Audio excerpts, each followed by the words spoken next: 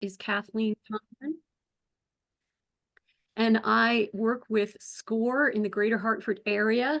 For those of you who haven't heard of us, we are a small business mentoring organization. We are volunteers, and we do one-on-one coaching as well as give workshops like the one you're attending today. So there is a survey in the chat, which I'm asking you to answer those questions so I can learn a little bit more about you. And we are going to have the results of that survey in a minute or now if we've got some answers.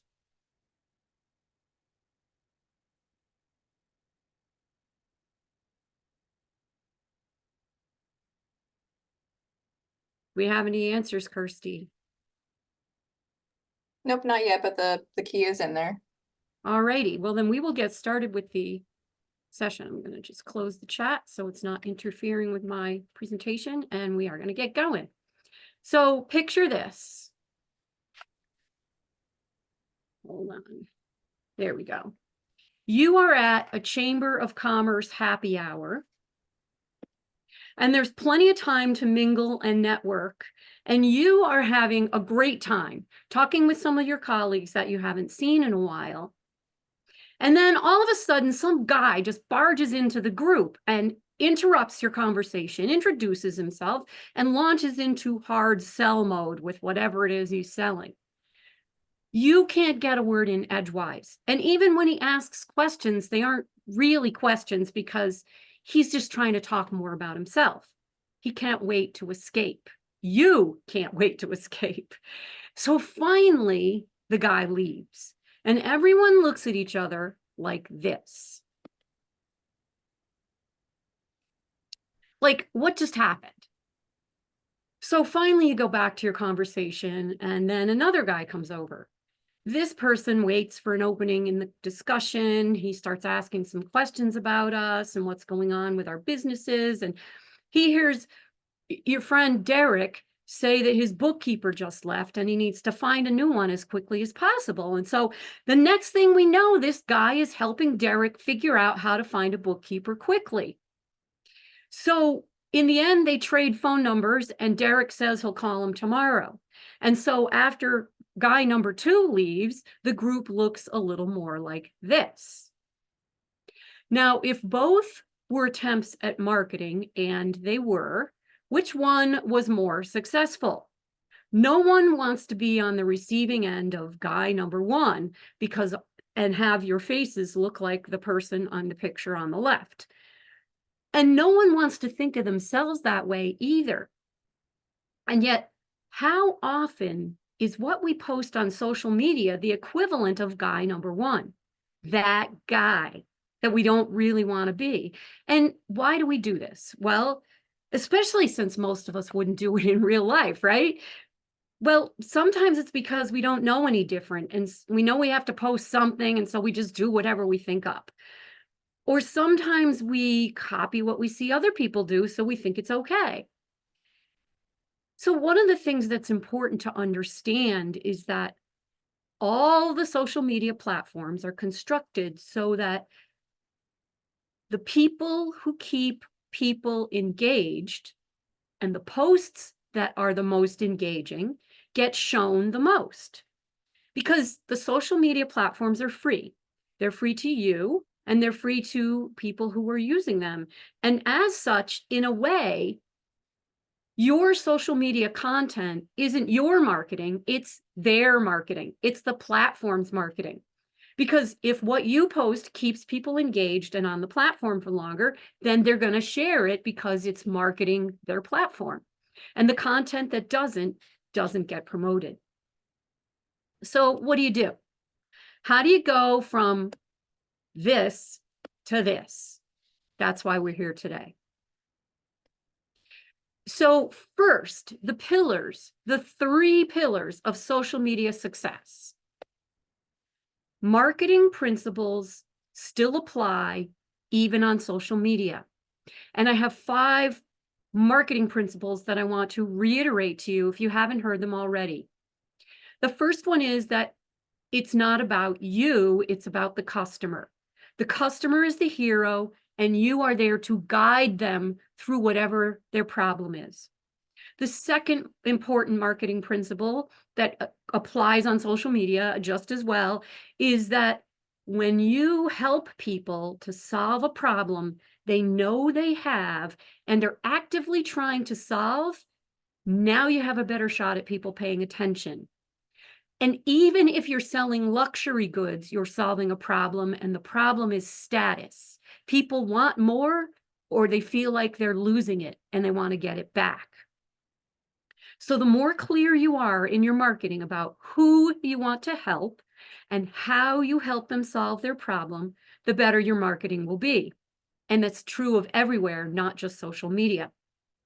The third principle is that people choose to work with people they know, like, and trust. And so the purpose of marketing is to build a relationship where knowing and liking start and then grow and build to the point where trust is developed. Because as we all know, trust is hard to come by these days. There's so much cynicism and there's so much fraud and there's so much everything that it's really hard to trust people. So it takes time for that to happen.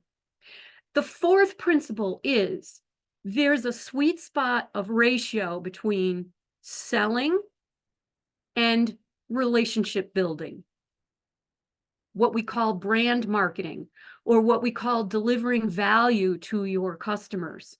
And what you want that ratio to be is for every time you try to sell something, you want at least 5 interactions that are not selling, that are value, that are information, that are education, that are entertainment, some kind of helpful interaction. And preferably, it could go 9-to-1.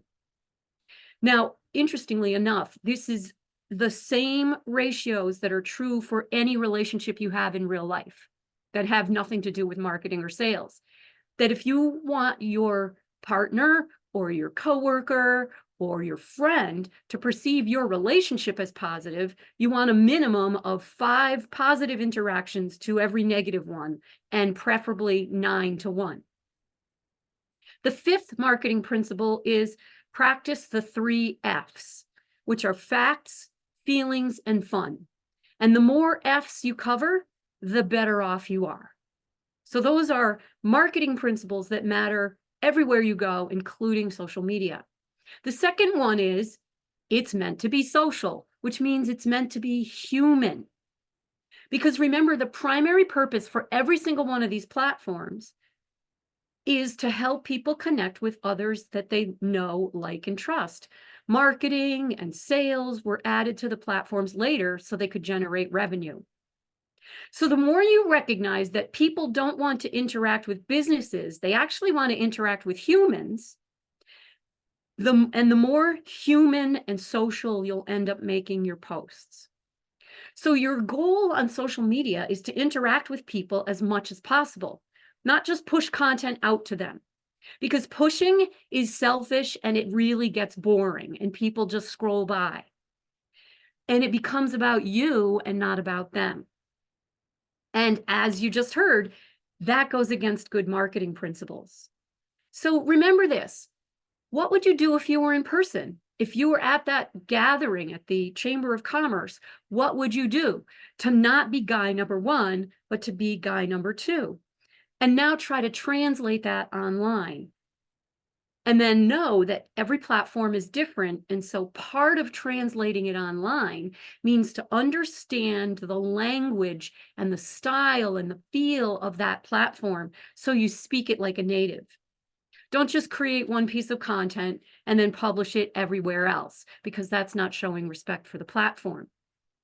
So let's talk about a couple of possibilities that exist with your social media today.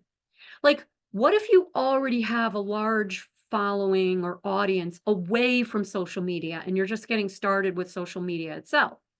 Well, this is a huge advantage. Like, let's say you have a big email list, or you're some in the medical industry and you have a large patient list, for example. Well, the beauty of social media in your case is that you can point people to your posts who are already paying attention to you in other ways. so that they have a vehicle to share your content with their friends.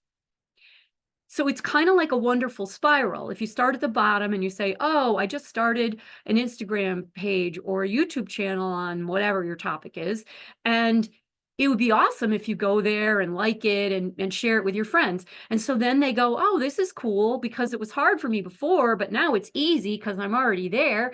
And so they share it with their friends. And then their friends go, oh, great, I'll subscribe to their channel, or then I'll subscribe to their email list. And so it starts spiraling upward instead of downward, so that you get more and more and more interactions with people, which is what you want. And so you're building more and more relationships.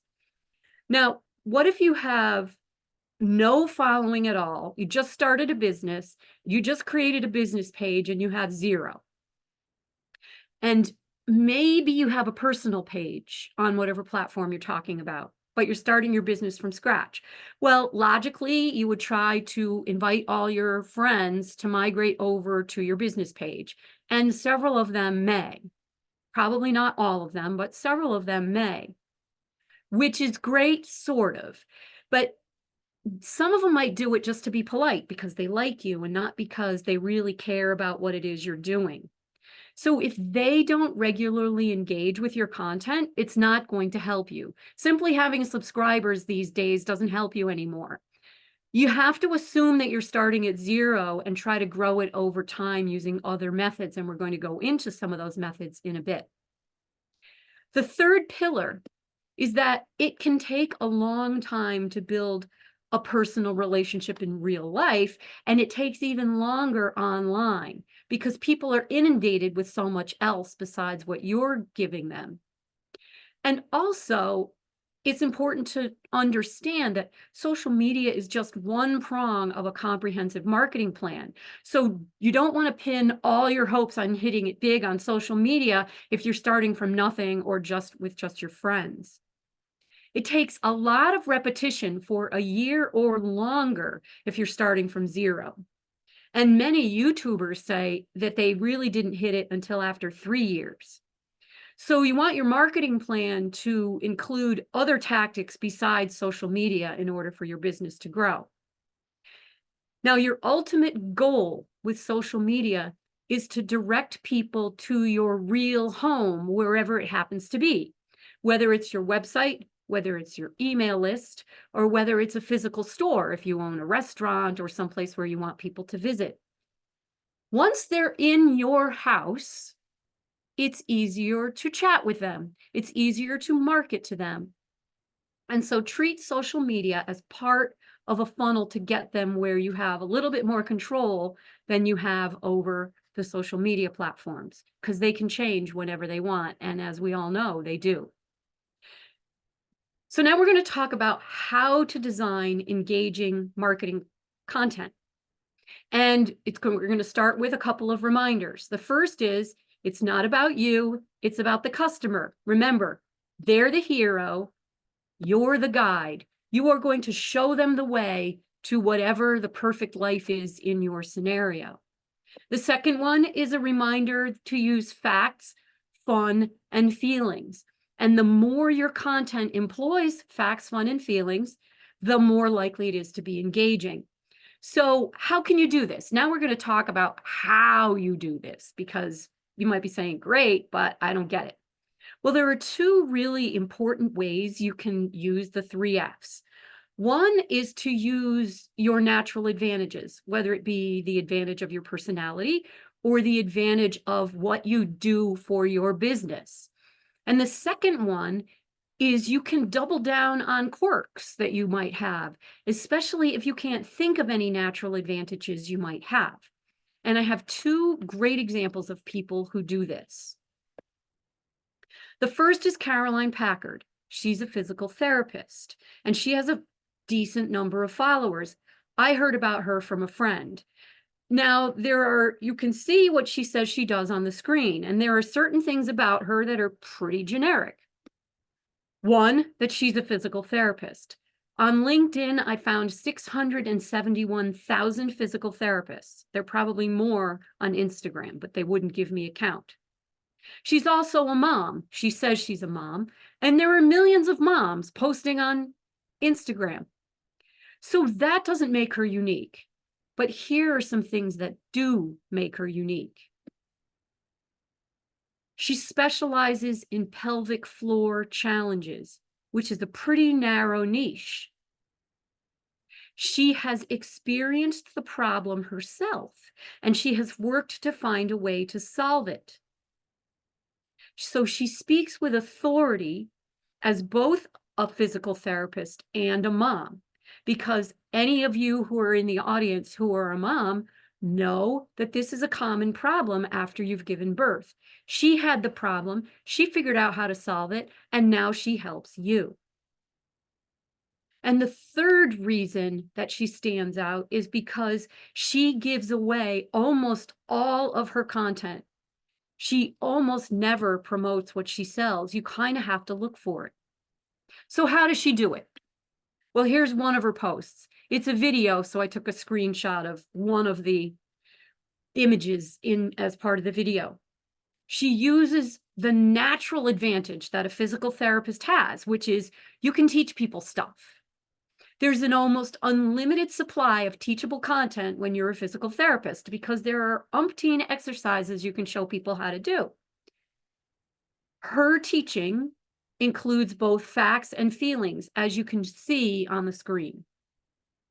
The images and the content both have facts and feelings. She shows her empathy and she also shows information. She also uses the natural advantage she has of the niche that she created for herself, which is it's all about the pelvic floor. And she also demonstrates the exercises herself, so you feel like she's just like you, except maybe she has a nicer house and a better body. And then every once in a while, she uses humor. Running up the stairs to try to make it to the bathroom, holding your pelvis. And then she gets into the teaching. Now, I told you earlier that most of her content is given away. I looked at tons of her posts to see how much she taught versus how much she sells. I found zero selling in her posts.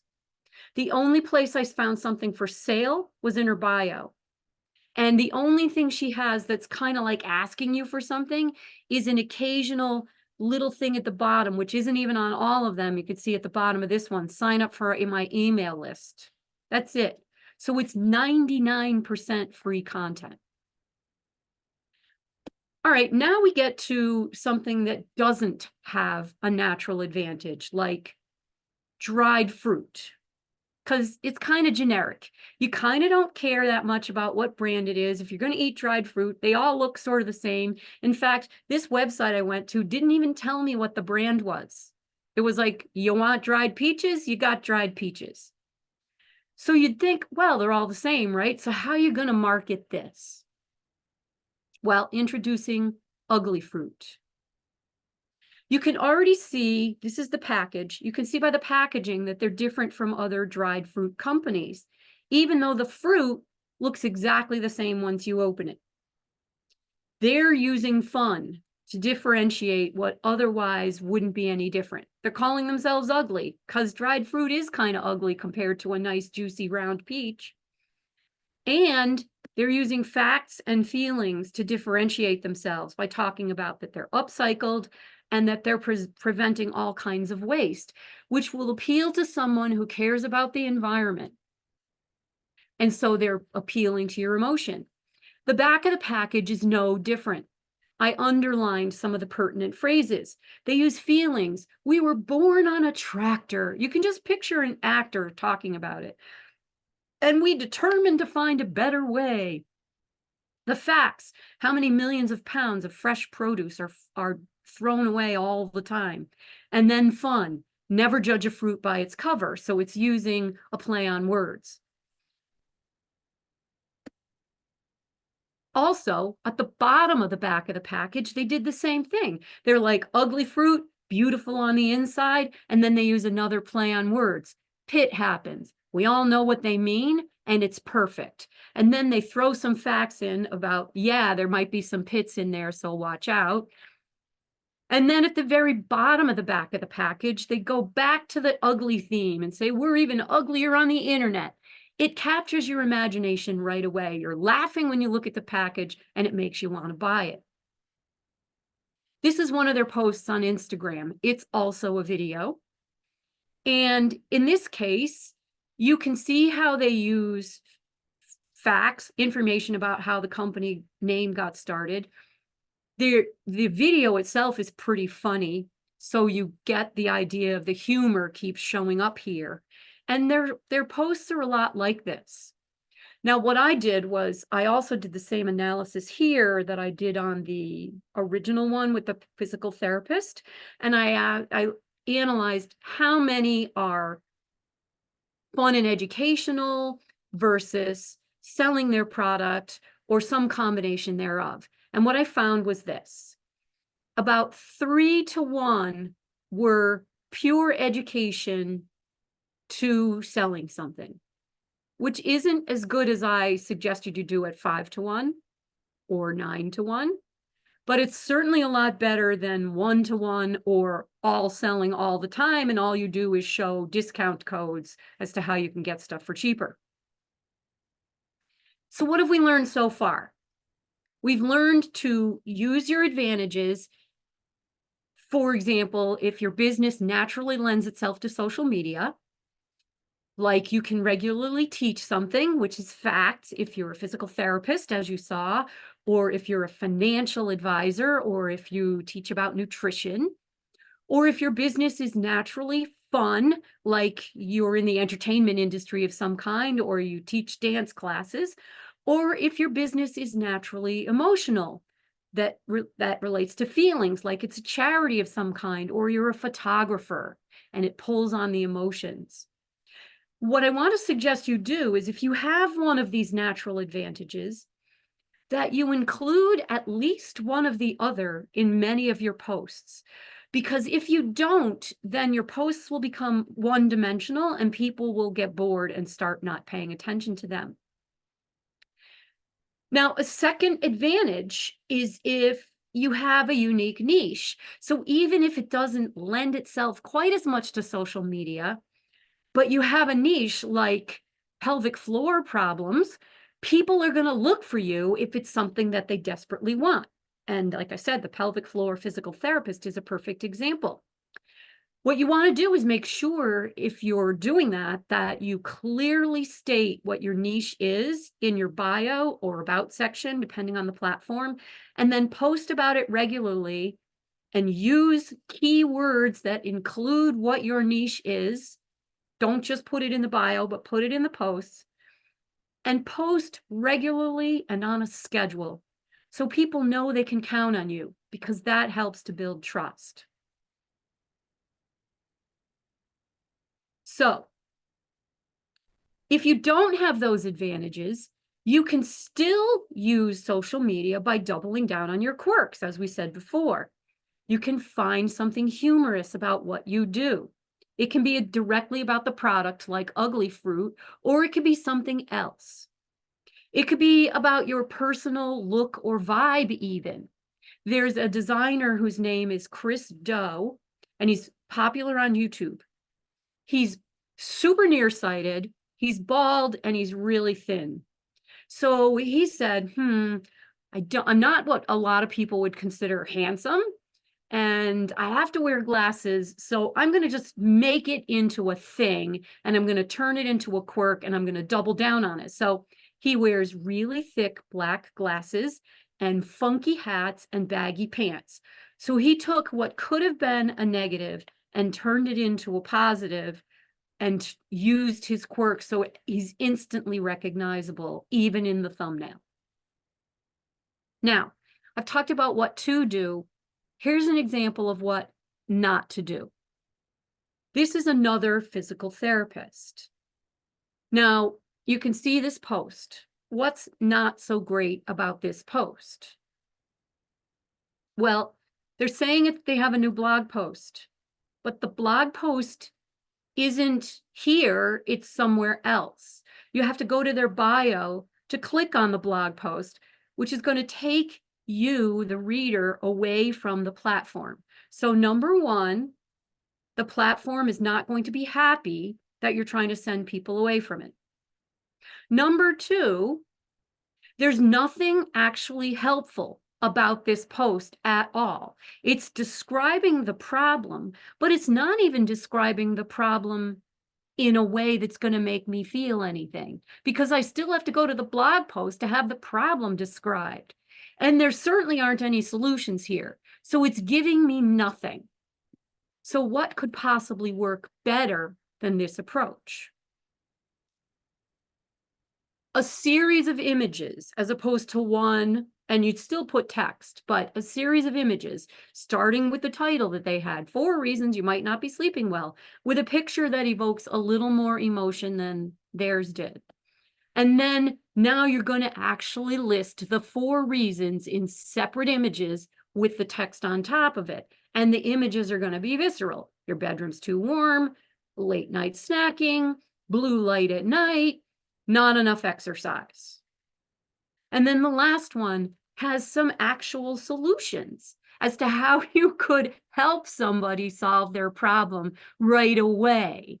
And it's got 4 ways you could possibly help to sleep better. And then you've got the soft sell. Still not sleeping? Why not call us to talk about body fit physical therapy? And then in the text, you could have more information and tell them that they can go click on your bio if they want to know more about it, et cetera, et cetera. So that's how I want you to start thinking about your own posts. Now, what if you can't think of any natural advantages and you also can't think of any quirks that you have off the top of your head? Well, now is the time to try and find another angle. If your business doesn't naturally lend itself to social media, you could try to find something else to focus on that's sort of related to what you do. And here's a couple of examples. The first one is right here in the town of Glastonbury. It's the Scoop Glastonbury. Their bio says that every business has a story. Let us tell yours. And so what they do is they feature businesses and something that's happening in town with the businesses, and they post a lot, several times a week. And they have also in their bio, it says, DM us if you want to be featured.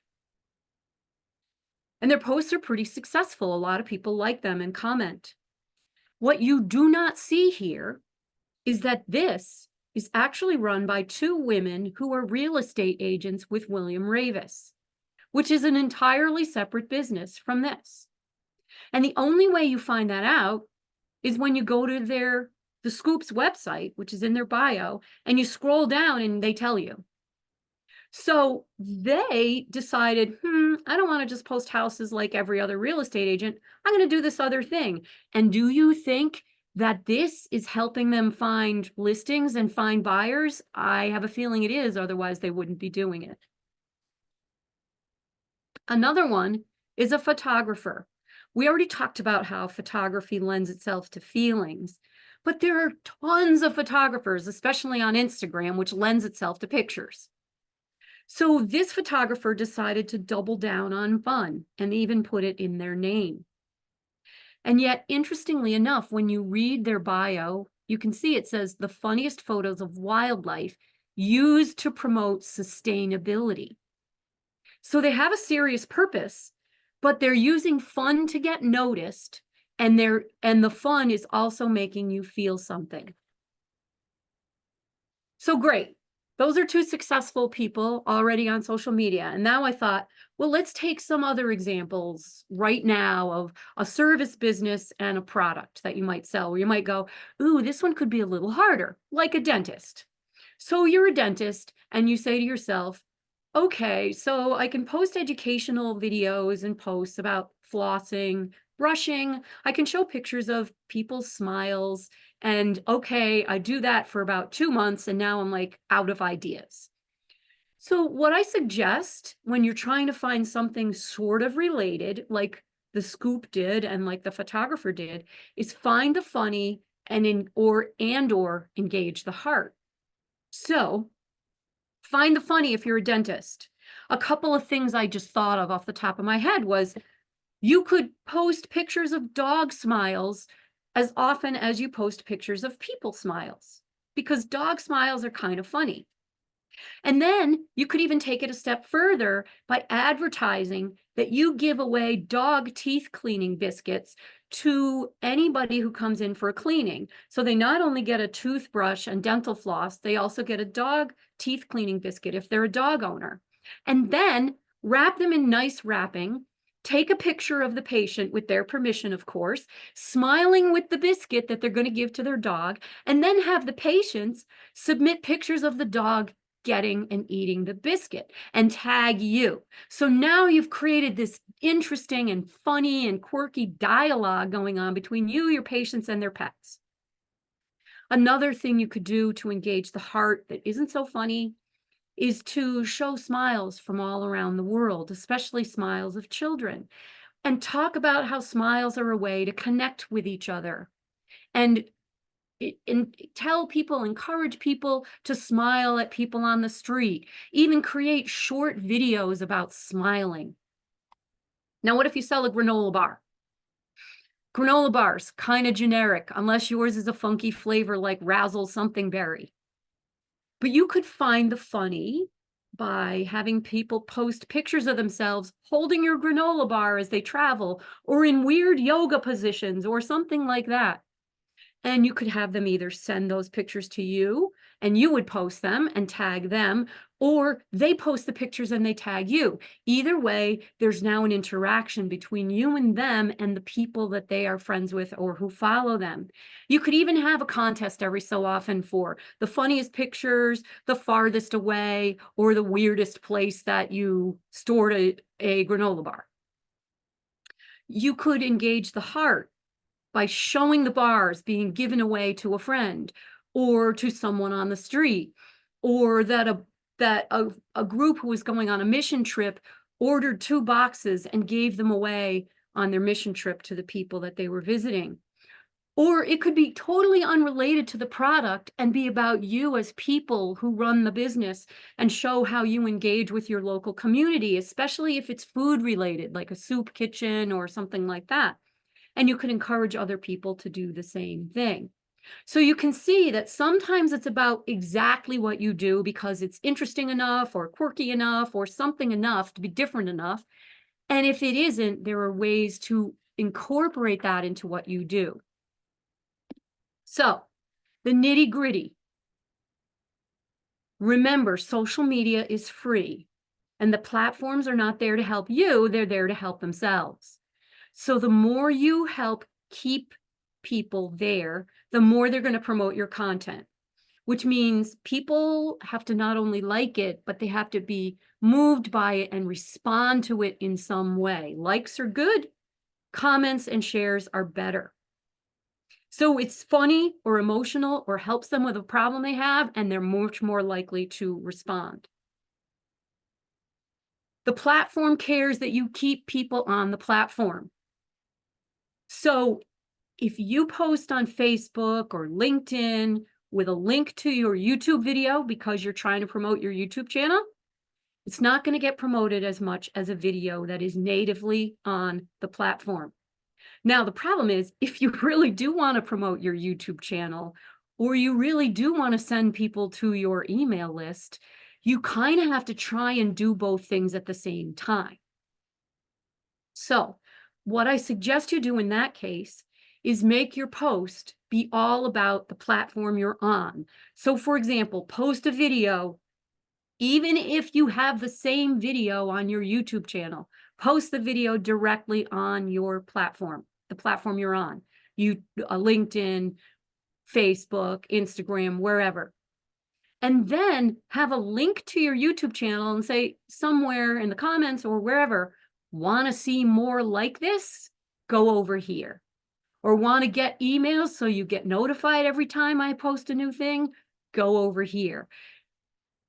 You may do better if you put it in the comments. You may do better if you put it in the posts.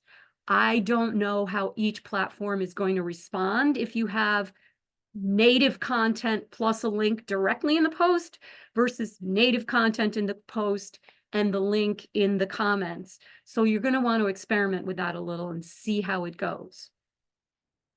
I also don't recommend that you start with ads and pay these platforms until you figured out a way to get decent organic engagement. Because otherwise you might just be throwing your money away. Because if you don't know how to engage with people natively, organically, then the likelihood is your ads aren't going to really resonate either. And so they'll throw them in front of a bunch of people, but they won't really click on anything, and you'll have just thrown your money away. So one of the things that's important to do is to thoroughly understand the properties of each platform. And so you can speak like a native. I said that before, and we're going to go into a little bit more detail now about what I mean by that. Because the more you understand how they work and who goes there and what they're looking for and what the platforms tend to promote more, like whether it's video or pictures or text or audio.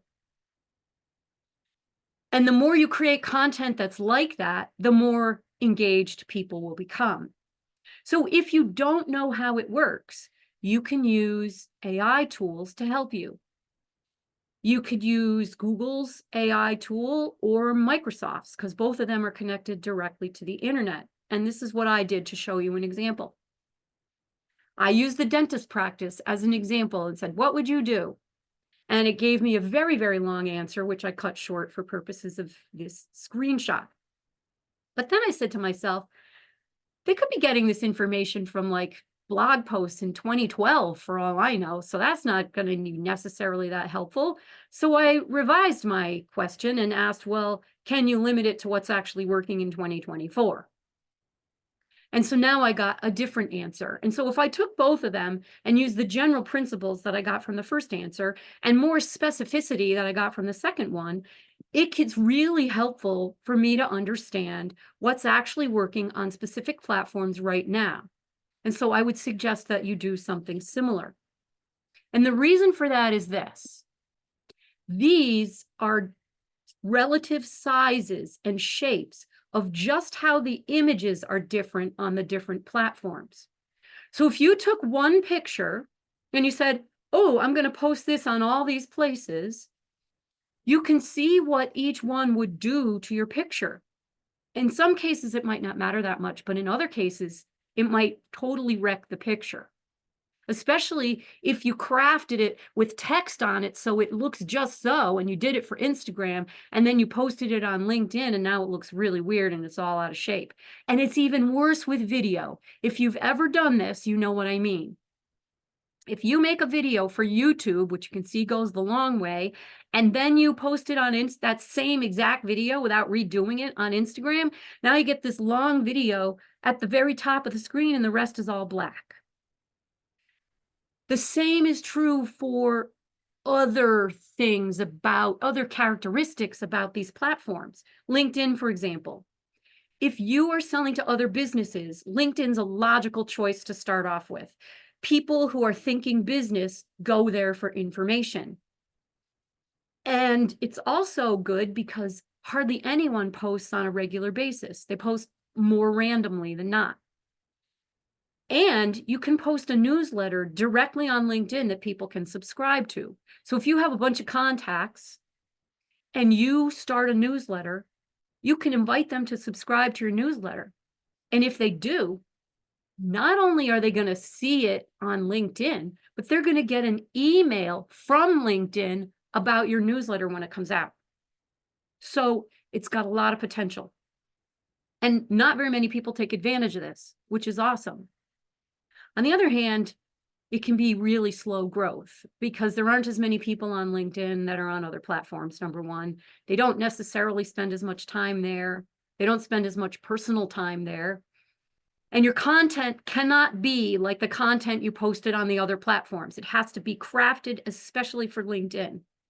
So what I would suggest if you're thinking about this platform is find someone on LinkedIn to follow who's really good at it, and even better if they teach about LinkedIn so you can learn from them. The gender demographic is 56% male and 44% female, and the age demographic is 82% 18 to 34, so it skews young. Instagram is known for sharing photos and now short form video. It's natural for people who are artistic and creative. There's a lot of younger people there. 61% are 18 to 34.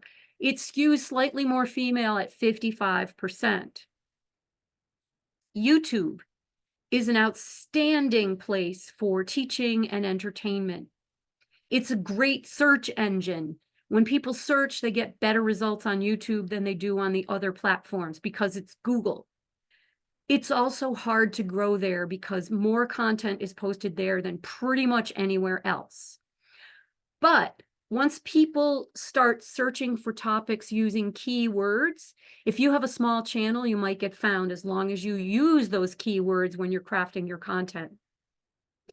It's almost 50-50 male to female, and the age demographic is a little more spread out. So if you're looking for older people, then you might have a better shot of engaging them on YouTube. So again, you want to dig into the statistics, not just the interesting characteristics, but the statistics about each of these platforms, so you can learn as much as you can about them. And then start by experimenting. Just try stuff. Once you've learned, make it educated experimentation, not just random experimentation. Try stuff, see how it works. When something works, do more of it to see if it's repeatable, and then keep experimenting, because what works one day might suddenly stop another day. All right. So I'm going to recap what we've covered because I know it was a lot. And you also have a handout that was sent to you that you can use for the future, that you could have used to take notes on if you wanted to. And so you can use that handout. It also has tools and resources that are available to you, which you'll see in a minute. But don't forget the 3 pillars of social media marketing, because good marketing is good marketing everywhere. And the more human you are, the better. And it takes patience. Use your 3 F's: facts, fun, and feelings. You don't have to use them all at one time, but you definitely want to scatter them around. Always keep the 3 F's in mind when you're creating posts. And then ask yourself the question, why would anyone want to read or see or hear this? Use your natural advantages, or double down on your quirks, or both. And if you don't have natural advantages and you can't think of any quirks, you can find something that's related to what you do. It's one way to differentiate yourself from other people who are doing the same thing that you do. So what if you want to go deeper into this topic? Well, as I said, there's a handout that came with this workshop. It has other websites, it has books, it has videos, it has other resources you can use to get some help, to learn more about this topic.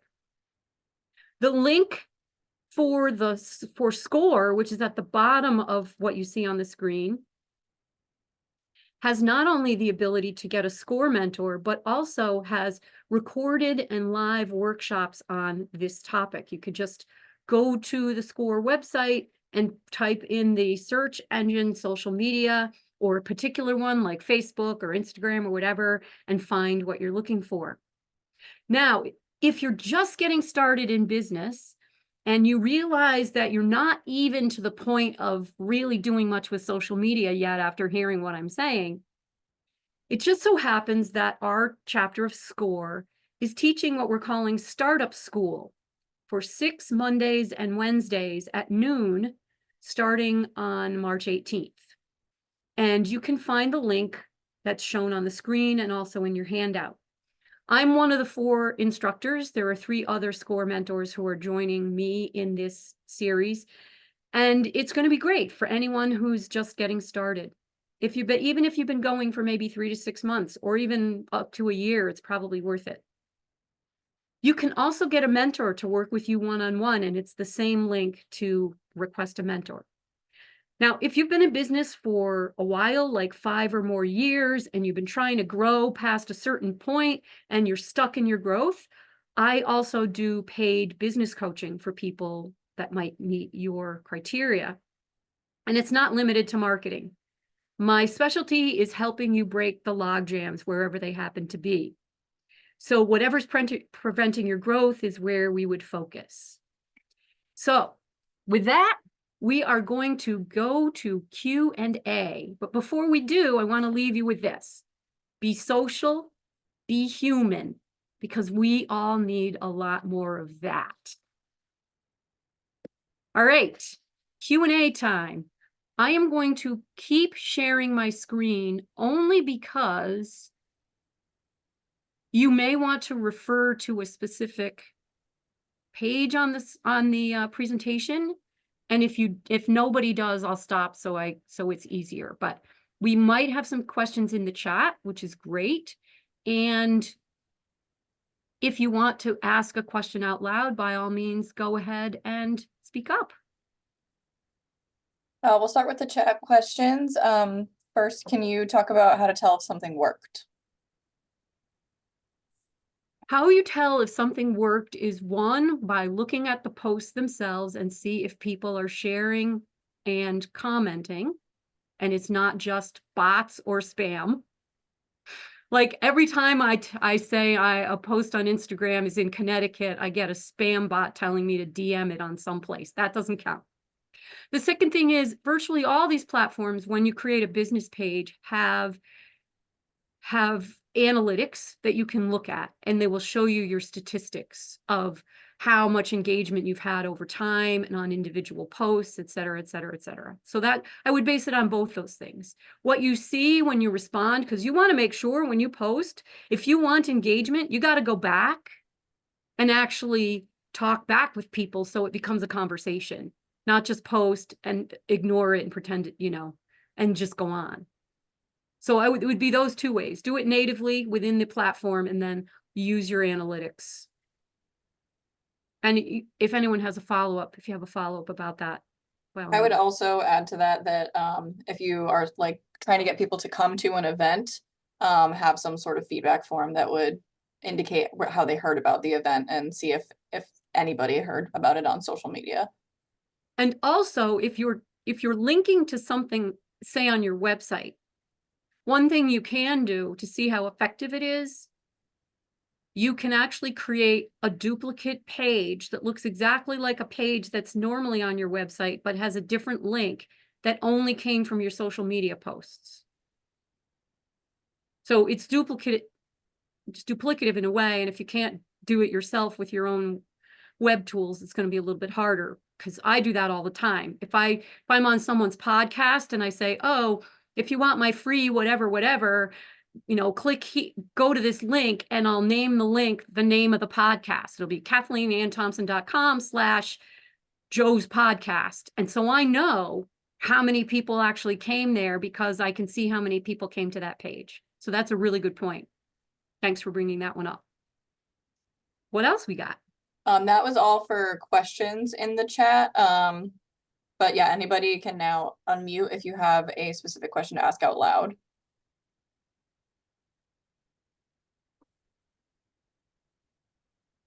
One question I had kind of, because I know that there's at least 2 other nonprofits in here. How does that change things? Because I'm also obviously in a nonprofit. I don't really think it changes anything.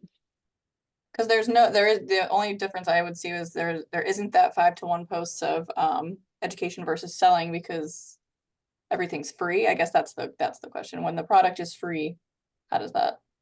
Well, keep in mind that part of the nonprofit's mission is to get either volunteers or donations, or like, okay, I am on the board of a nonprofit that's an arts organization. So we try to sell tickets to our shows. So we are selling. So some nonprofits are selling. Some nonprofits are not selling products, but what they're selling is what they do, which is I want people to donate money, and I want people to volunteer. So in either case, you are selling. And so in that case, you want to still pay attention to that ratio. Now, when you're a library, it's a little different, because you're not looking for people to volunteer to come work at the library, and you may not be looking for people to donate money to the library.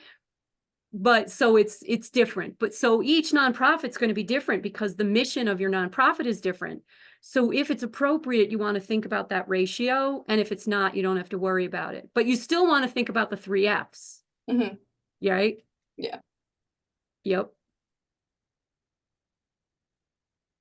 Right, so I'm at the Historical Society. This is Mark Packard. Okay. And one of the big things we want to do is drive engagement and get more people to follow us so that when we go for a grant, we can say, look, we did all these things in person, but we also have this huge following online. That's why you should give us $50,000 to do whatever it is we want to do in 2024. Okay. So, and it goes back to the 3 Fs to get more followers, right? Yeah. Right, okay. Yeah. Because anybody who finds your content funny or makes them feel something, they're going to naturally share it. And you can encourage them to do it every so often, but if it's that good, people are going to do it. Because I already did that today when I showed up before you all did. And I said, I follow the Deep River Library because their Instagram's hilarious. I don't know how many people I've told about the Deep River Library's Instagram. And I don't know how many people I've told about Caroline Packard's physical therapy either. So if I think it's funny, I'm going to share it. If it teaches me something in an entertaining or in a way that makes me feel something, I'm going to just naturally share it anyway. But yes, by all means, encourage them to do that too. That's great. And one way to do it is to have people post things and tag you. Like you could even have a contest around town. Go find this house or the plaque that's in the park and take a picture of yourself with the plaque. Or I don't remember what all the historical sites are in That's Glastonbury. great. Right around school vacation, that would be an awesome thing. I know, right? And ways to get kids involved, and how can history be funny, and tell weird stories about, like, a lot of people don't know that, I don't know if they still are, but that group of people that was trying to make their own country out of a part of South Glastonbury or whatever. Yeah, I live in Naog. Yeah. Yeah, that. So like stuff like that, people think that stuff's hilarious. Like just try to think about funny, quirky, what's quirky about the town, like Willimantic. Poor has been known for being up and down and up and down, but frogs are their thing. They built a whole bridge that has frogs on it. The pillars on each end of the bridge has big, huge frogs, and they light them up at Christmas, and they put Valentine's hearts on them. And so now they're known for being, and it's like a spool of thread because they used to be known as thread manufacturing. And then they put the frog on top. They just totally double down on the quirk. So go for the quirky, go for the funny, go for the heartwarming, what tugs at your heartstrings. You'll be good. Sounds great. Thanks so much. You're welcome. Kathleen, my name's Andra. I'm on the board of the Glastonbury Partners in Planting. This is fantastic. Thank you. I'm going to add a library to your list, the Milwaukee Public Library. I think a little more sophisticated than Deep River, and I don't know which one came first, but you're going to get a tickle out of them. Okay. And I think that what's most interesting, and I have 2 other board members on this group from GPIP, you are asking us, everybody here, to go back to the hard questions, just like being a teenager saying, what do you want to do with your life? Because you're asking us to drill down onto what is your mission and what's interesting about you, what do you really want? And then you can start to be creative. And that's the absolute hardest part of this entire process, is going back. I don't need you to tell me how to take a picture and how to crop a picture, but going back to figuring out what are you and why are you valued. This is tough. This is good. Thank you. I appreciate this. Yeah, this is tough. This is the hard work associated with marketing, is how can I be of service? Right? Because nobody cares about what you do unless they care about how you can help them. So yeah, that's the hard part. Yeah, we have a bit more of an advantage over the Historical Society because everybody drives by us all the time. You can't miss us on the highway. Yeah. But, imagine like you probably used to showing the stuff in full bloom and whatever, but imagine if you did a whole series of the stuff that's all dead. Or dormant, better term, Yeah, well, dormant. you know what I mean. And Looks I dead could on get the out there surface. today and take some snow shots. You're Yeah, absolutely right. exactly. But again, Yeah. I could get all excited and start doing all of this, but we need to develop a plan first before I go crazy on the content. I'm excellent with content, but I need a plan or a direction. So it's Yes. not wasted content, but there is so much content. Yes. And you Yes. focused heavily on Instagram today and not as much on Facebook. Was there a reason for that? Well, because it lends itself to pictures more readily, which was I was showing on the screen. That's really why. Because, you know, on Facebook, it's a little, you see more text. It's just harder to display. That's why. That's the only reason. Because I spend a lot of time on YouTube. I spend more of my time on YouTube than anywhere else. Okay.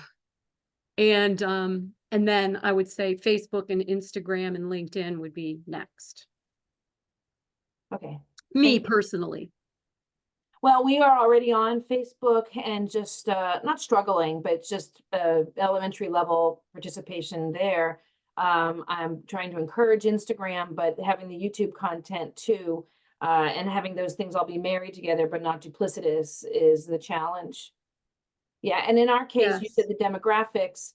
I think much like the Historical Society, our demographics pretty much all have white hair, our members, and we're looking for folks who do not have white hair to be aware and participating, and that's a little tough. Yeah, I know that's separate from your presentation, but the whole volunteerism has just collapsed in this country for anybody younger and not understanding the value in rewarding what you value is the term that I like to use.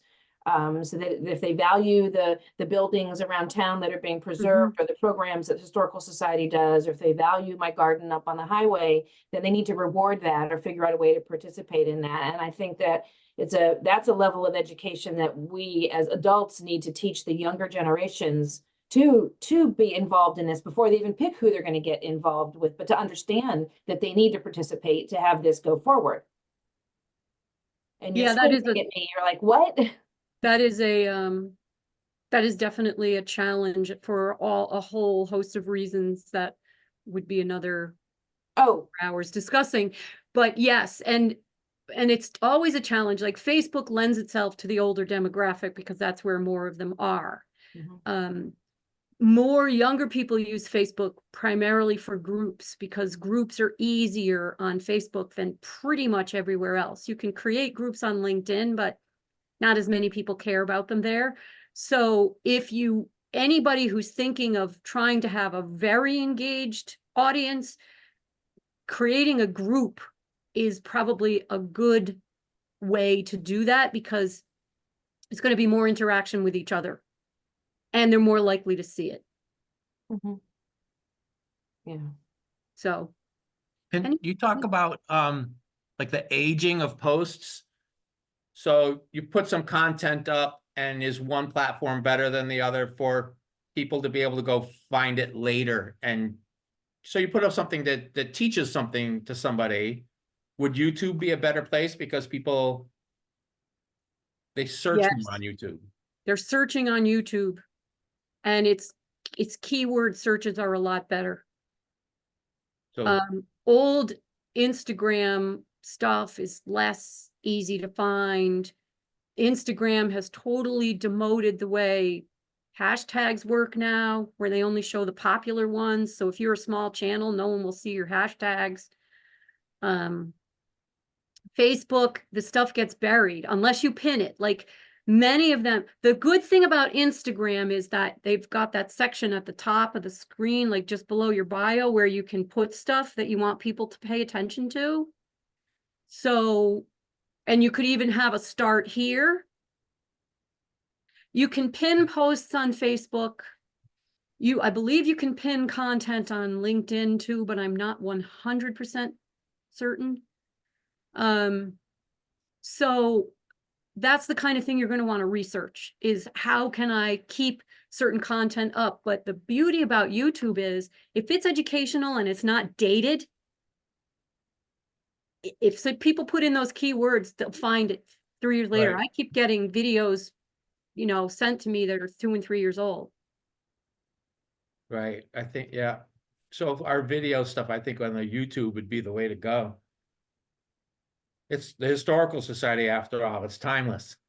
Well, the thing is, though, depends on where people are gonna be more likely to be looking for you, so you might wanna use the approach I told you about earlier, which is post the newest video on wherever you've got engagement, and then Right. tell them, "Subscribe to our YouTube channel, oh, by the way."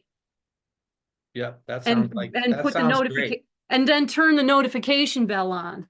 And then make sure that every one of your videos on YouTube has the little end card that has subscribe on it before the video ends. So they can just click there and subscribe if they haven't already. That sounds good. And I think GPIP needs to do one with poop grows. Pardon me, Mark, say that again? You need to do one with poop grows, Like compost, you mean? like compost, yeah. I need to talk, yeah. I've got the horse farm, so, Oh, you have the horse farm? it yeah. kind of drives that. That's hysterical. What's interesting, Mark, is as you're talking, and I apologize to the other people not involved in Historical Society or GPIP. As you're talking, I can think of a gazillion hysterical videos that you can do for your Instagram page for the Historical Society. But I'm sure you can probably think of terrific things for GPIP that completely are blocked for me. So maybe we should just switch positions for like a couple of hours. Or And just I'll have a give you a big- brainstorming session. And I Either give you that a or we big should long get list together of for coffee. I can give you a big long list of things to do. You can even video us working in your garden down at Wells Shipman Ward because it's fun. The cross pollination is there, yep. And actually, Kathleen's probably pretty excited right now because maybe there should be cross pollination between the two groups. And our GPIP's president is sitting right there. Doreen, write that down. Maybe we should cross pollinate. There might be strength in our numbers. Well, anytime you could do something together and then collaborate on your posts, like Yeah, you tag each other on your posts, then you're gonna get each other's audiences right away. right. Because we already participate in common events. Yes, we do. Well, okay, I've gotten so much out of this session. I don't know how long it was supposed to be, but it's already 1:35. I'm not going to hijack by thanking you all for coming, but I need to thank Kathleen. This is amazing. And thank you, Wells Turner, Moore Memorial Library. I'm a huge fan and a donor. And I love that this session happened today because I learned things for my own personal business too, separate from GPIP. Awesome. I'm gonna stop sharing. I second all of that. It was a great session. Anybody have any more questions before we close out?